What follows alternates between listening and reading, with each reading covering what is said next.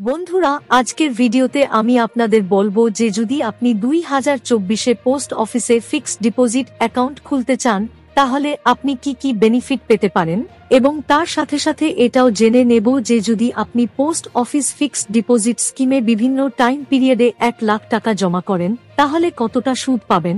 হ্যাঁ বন্ধুরা, যদি আপনি পোস্ট অফিসে ফিক্সড ডিপোজিট অ্যাকাউন্ট ওপেন করেন তাহলে আপনিও ব্যাংকের তুলনায় সবথেকে বেশি ইন্টারেস্ট রেট পেতে চলেছেন। তাই যদি আপনি ফিক্সড ডিপোজিট অ্যাকাউন্ট খুলে থাকেন তাহলে এর ফায়দা নিয়ে নিন, আর যদি এখনো পর্যন্ত অ্যাকাউন্ট খুলে না থাকেন তাহলে যত তাড়াতাড়ি সম্ভব অ্যাকাউন্টকে খুলিয়ে নিন, কারণ পোস্ট অফিসের ফিক্সড ডিপোজিট স্কিমে বেশি ইন্টারেস্টের পাশাপাশি সরকারের গ্যারান্টিও পাওয়া যায়, আর যার সুদ সরাসরি আপনার অ্যাকাউন্টে পৌঁছে যাবে। তো চলুন বেশি কথা না বাড়িয়ে আজকের ভিডিওটিকে স্টার্ট করি।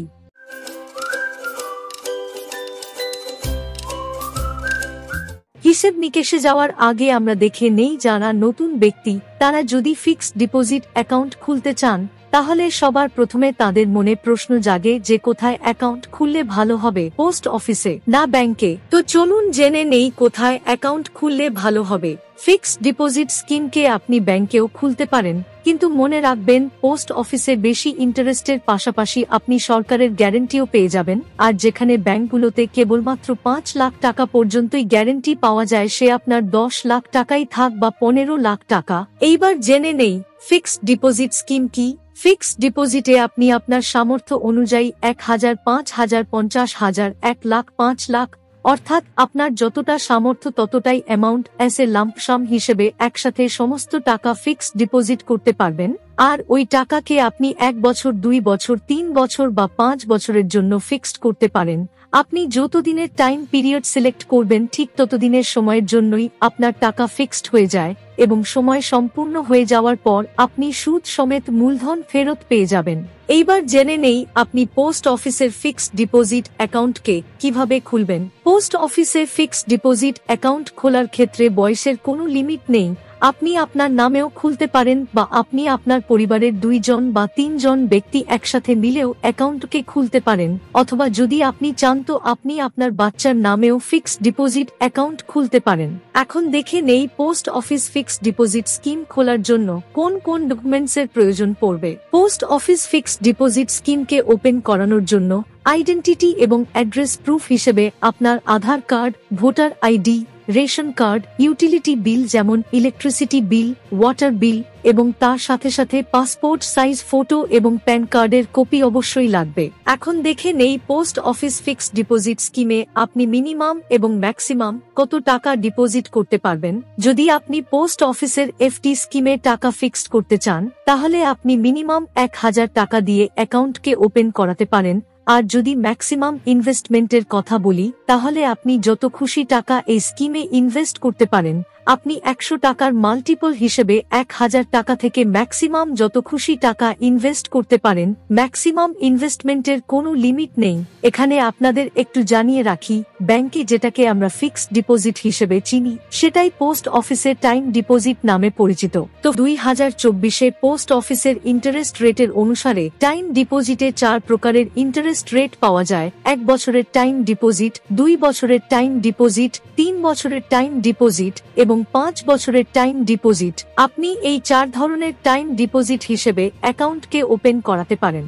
যদি আপনি পোস্ট অফিসে 1 বছরের টাইম ডিপোজিটে অ্যাকাউন্টকে ওপেন করান তাহলে বর্তমানে এর রেট অফ ইন্টারেস্ট রয়েছে 6.9%, আর সেখানেই যদি আপনি 2 বছরের টাইম ডিপোজিট ওপেন করেন তাহলে এর রেট অফ ইন্টারেস্ট যাচ্ছে 7%।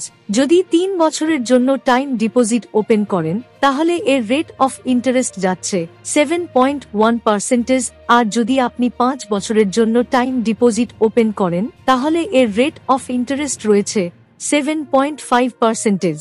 এখানে আপনি যে ইন্টারেস্ট রেট পাবেন তা অ্যানুয়ালি পাবেন, অর্থাৎ বছরে একবার পাবেন, কিন্তু এর ক্যালকুলেশন কোয়ার্টারলি হয়ে থাকে।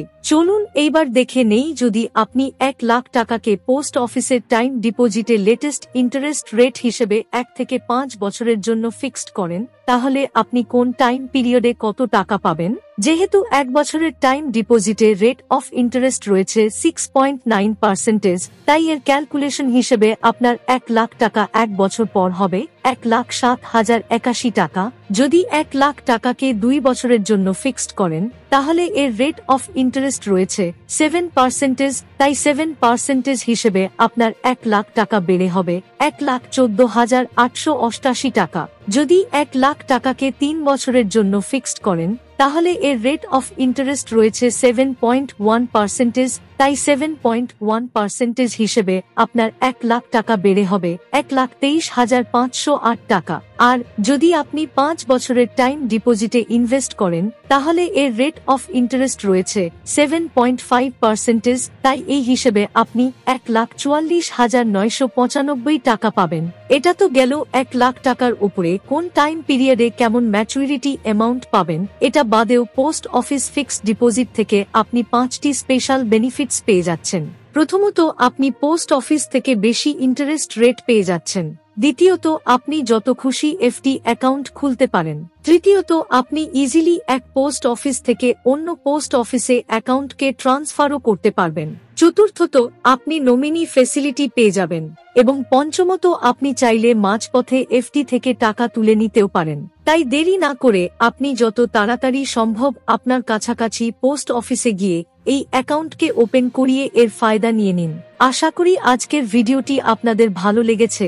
যদি ভিডিওটি আপনাদের ভালো লেগে থাকে তাহলে একটা লাইক দিন, এবং যদি আপনি এখনো পর্যন্ত চ্যানেলটিকে সাবস্ক্রাইব করে না থাকেন তাহলে এখনই চ্যানেলটিকে সাবস্ক্রাইব করে পাশে থাকা বেল আইকনে প্রেস করে নোটিফিকেশনকে অল করে রাখুন, যাতে পরবর্তী ভিডিওর নোটিফিকেশন সবার প্রথমে পেতে পারেন। আজ তবে এই পর্যন্তই। আপনাদের সাথে দেখা হচ্ছে নেক্সট ভিডিওতে। ভিডিওটি সম্পূর্ণ দেখার জন্য ধন্যবাদ।